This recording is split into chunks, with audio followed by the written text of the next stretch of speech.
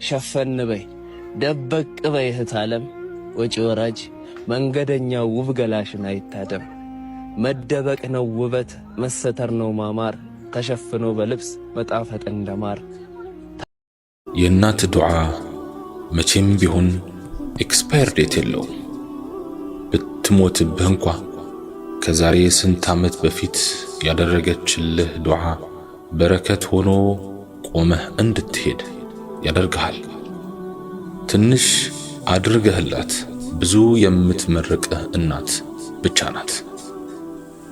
ጠቅላዩስ ቢሆኑ በእናቴ ምርቃት ነው እዚህ የደረስኩት ብለውን የለ።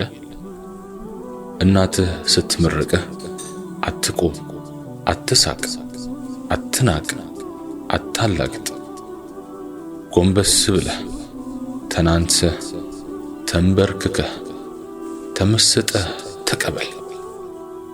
መሬት ሳይደርስ አየር ላይ እፈስ። ምርቃትን ከሚወዱት አንዱ ነኝ። እብድ ራሱ ሲመርቀኝ ቶሎ አሜን እላለሁ። ወዳጆቼ ስጋታችሁ ይወገድ፣ ሓጃችሁ ይሙላ። እስቲ ዱዓ አድርጉ ትል ነበር እታለም አላህ ይዘንላትና። ውድ እናት ነበረች። ምን ያረጋል ታዲያ እሷም ሞተች። ሌሎች ሰዎች እንደ ሞቱት ሁሉ ሞተች። ከሰው በልጦ ከሰው እኩል መሞት ያሳዝናል። ሌሎች በተቀበሩበት አፈርም ተቀበረች። ከሰው ልዩ ተሆኖ በሰው አቀባበር መቀበር ቅር ይላል። አላህ መቃብሯን ብርሃን መቀመጫዋን ጀነት ያድርገው። ታለም አፌን ከፍቼ የማዳምጣት አስታዋሽ እናቴ ነበረች። ወንድ ይሁን ሴት ትልቅ ሰው አጠገብ መቀመጥ ትርፉ ብዙ ነው። በተለይ የአላህ ሰው ሲሆን ትልቅ ሰው ትልቅ የህይወት ካዝና ነው። ምድር ላይ ካሳለፈው ረጅም ህይወቱ ዱንያን ለመጋፈጥ ስንቅና ትጥቅ የሚሆንህን ብዙ ነገር ያካፍልሃል። ሞት ለሁሉ እኩል የሆነ ክስተት ነው። ጥሩ ነው ብሎ ዱንያ ላይ የተወውም ሆነ የሚተወው አንድም ሰው የለም። ሞት ምርጦች የተባሉትን ሁሉ ጨክኖ ወስዷል። ምርጡን መርጦ የሚተው ቢሆን ኖሮ ተወዳጃችን የአላህ መልእክተኛ ዓለይሂ ሰላቱ ወሰላም በቀሩልን ነበር። ምድር ላይ የደረሱብን መከራዎች ሁሉ ከእርሳቸው ሞት አንጻር ምንም ናቸው። በእርሳቸው ሞት በርግጥም ብዙ ተጎድተናል። አላህን የማያወሳ ነገሮችን የማያስተነትን ዝም ብሎ የሚኖር ፈዛዛ ሰው አትወድም እታለም። እዲያ የማይረባ ትለዋለች። የዱዓ ሰው ናት ይላታል የሰፈሩ ሰው ሁላ። መጥፎ ሰው ስታይ፣ መጥፎ ነገር ስታይ፣ መጥፎ አስተሳሰብ ስታይ፣ መጥፎ መሪ ስታይ፣ መጥፎ ባለስልጣን ስታይ፣ መጥፎ ትውልድ ስታይ፣ መጥፎ ህልም ስታይ፣ መጥፎ ሁኔታ ስታይ ሌላ ምንም ነገር አትናገርም። እስቲ ዱዓ አድርጉ ትላለች ተጨንቃ ተጠባ። ይኸው ብቻ ነው ጥያቄዋ። እርጥብ ናት፣ ቀልቧ እርጥብ ነው፣ እጇ እርጥብ ነው፣ ሐያቷ እርጥብ ነው፣ ንግግሯ እርጥብ ነው። መከራ ወረደ አሊያም ሊወርድ ነው በተባለ ጊዜ ሁሉ ጊዜ ሳትወስድ ፈጠን ብላ ዱዓ ታደርጋለች፣ ዱዓ ታስደርጋለች። ለዱዓ የምትሰስተው ነገር የለም። ለዱዓ ብላ ታርዳለች፣ ለዱዓ ብላ ዳቦ ትደፋለች፣ ለዱዓ ብላ ሰደቃ ታደርጋለች።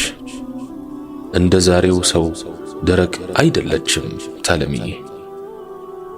ያለ ትርጉም የምትኖር አይደለችም። ሁሉን ነገር ታስተውላለች፣ በጥልቀት አርቃ ታያለች። ሁሉን ሚስጥር ለማንበብና ለመፍታት ትጥራለች፣ ለመተንተን ትታገላለች። ነገሮችን አናንቃ የተለየ ትርጉም ሳትሰጠው የምታልፍ አይደለችም። በሐሳብም በተግባርም ሁሌም ከአላህ ጋር ናት። ለአላህ አብዝታ ያደረች ናት። ሁለመናዋ ከፈጣሪዋ ጋር የተሳሰረ በመሆኑ በሁሉ ነገር ውስጥ የአላህን ሥራ በጥልቀት ታያለች፣ በውስጥ ልቦናዋ ትመለከታለች። ጥሩ ነገሮች የተለወጡ እንደሆነ፣ ንጹሕ የነበረው አየር ከደፈረሰ፣ ኑሮ ከተወደደ፣ ዝምድና ከተቆረጠ፣ መልካም ሁኔታዎች የተቀያየሩ ጊዜ፣ ክረምቱ ሲደርቅ፣ በጋው ሲዘንብ፣ ብርዱ ሲከፋ፣ ሐሩሩ ሲከብድ፣ ሰላሙ ሲጠፋ፣ ጥላቻው ሲንሰራፋ የሆነ ነገር እንዳለ ትጠራጥራለች። በጉዳዩ ውስጥ የሰማዩ ባለቤት እጅ እንዳለበት ታስባለች። እረ ዱዓ አድርጉ ብላ ታሳስባለች። በሰው ልጅ ላይ የሚዘንቡ የምድር ላይ መከራዎች ሁሉ የሰው ልጅ የክፋት ውጤቶች እንደሆኑ ታምናለች። እንደው ምን ታረገን ይሆን ጌታዬዋ ትላለች። ብቻዋን ታወራለች፣ ብቻዋን ትማጸናለች። እረ እናንተ ሰዎች ይሄ ነገር ዱዓ ያስፈልገዋል ትላለች። ዱዓ እናድርግ ብላ ታስታውሳለች።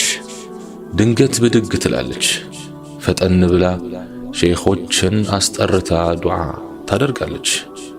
አላህን ይፈራሉ ብላ ለምታስባቸው ደጋጎች ሁሉ ስለ ጉዳዩ ታሳስባለች። ዱዓ ዱዓ ዱዓ ነው የሌት ተቀን ውትወታዋ። ያለ ዱዓ መኖር፣ ያለ ዱዓ መቆም፣ ያለ ዱዓ መውጣት፣ ያለ ዱዓ መግባት፣ ያለ ዱዓ መተኛት መነሳት ይከብዳታል ለሷ። ዱዓ ምርኩዟ ነው። ዱዓ መደገፊያዋ ነው። ዱዓ ወንጭፏ ነው። ዱዓ በትሯ ነው። ዱዓ ሰይፏ ነው። ዱዓ ጦርዋ ነው። ዱዓ ጋሻዋ ነው። እታለም የአምላኳ ጥገኛ ናት። ያለሱ መጠጊያ ምሽግም የላት። የሁል ጊዜዋ ወሬዋ ከሱ ጋር ነው። ሹክሹክታዋ ወደሱ ነው። ምላሷ ከዚክር አያርፍም። ጣቶቿ ከሙስባሓ አይለዩም። ዕድሜዋ ቢገፋም ሰኞና ሐሙስ ትጾማለች። የዱሓና የሌይል ሰላት ትሰግዳለች። የሆነ ልዩ ቀን ልዩ ጾም ካለ አስታውሱኝ ትላለች። እንዲሁ ዝም ብላ ነገሮችን ችላ የምትልና የምትዳፈር አይደለችም። ታለም ትፈራለች። አላህን በጣም ትፈራለች። ድንገት ሁኔታዎች ልውጥውጥ ሲሉ ትደነግጣለች። ከሁሉም ቀድማ ፊቷን ወደ አላህ ታዞራለች። ዚክር ታበዛለች፣ ትመጸውታለች፣ እስትግፋር ታዘወትራለች። ከዱዓ በላይ ምን አለ ብላ ትጠይቃለች። በእርግጥም ከዱዓ በላይ ምን አለ? የሰማይ ቤት ወሬ እያነፈነፈች የምትኖር ትመስላለች። ታለም የሆነ መጥፎ ነገር ሊከሰት እንደሆነ ከሰማች አሊያም ወሬ ያመጡላት እንደሆነ ያንን ክፉ ወሬ በዱዓ ልትቆጣጠረው ትፎክራለች። ቆይ ለሱም ዱዓ አለለት ትላለች።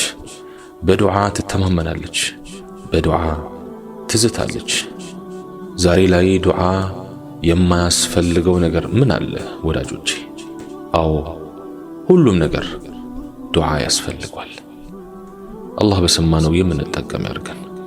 سبحانك اللهم وبحمدك أشهد أن لا إله إلا أنت أستغفرك وأتوب إليك وآخر دعوانا أن الحمد لله رب العالمين والسلام عليكم ورحمة الله تعالى وبركاته.